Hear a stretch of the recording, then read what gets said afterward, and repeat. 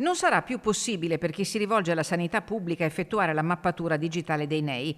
L'ULSS Dolomiti ha depennato il servizio seguendo le nuove linee guida regionali. L'obiettivo dichiarato è concentrare le risorse sulle visite dermatologiche mirate riservate ai casi con sospetta lesione, ma la decisione fa a pugni con i numeri impietosi. Nel Veneto il melanoma della pelle rappresenta il 5% dei tumori e nel Bellunese è il sesto tumore più frequentemente diagnosticato nella ULSS 1, con una incidenza che pone il territorio al pari dell'Australia e della Nuova Zelanda.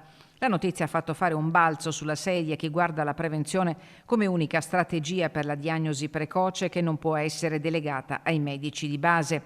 L'alternativa resta il privato, con costi non alla portata di tutti. Preoccupazione viene espressa da Covesap Veneto. Già c'è difficoltà per i cittadini ad accedere alle visite dermatologiche, che sono fondamentali per la prevenzione. È giusto lavorare sull'appropriatezza, ecco, però in questo caso dei dubbi ci sono perché questo l'hanno sollevato gli stessi medici di medicina generale che in questo momento inviano i pazienti, ma sembra che l'ULSS chiederà a loro una prevalutazione. L'ULSS 1, tramite recenti dichiarazioni della direttrice sanitaria Maria Caterina De Marco, vista la cancellazione dai LEA della mappatura dei NEI, ha diffuso linee guida ai medici di medicina generale e agli specialisti invitati a fare la prescrizione della visita dermatologica con il quesito diagnostico di nevo sospetto.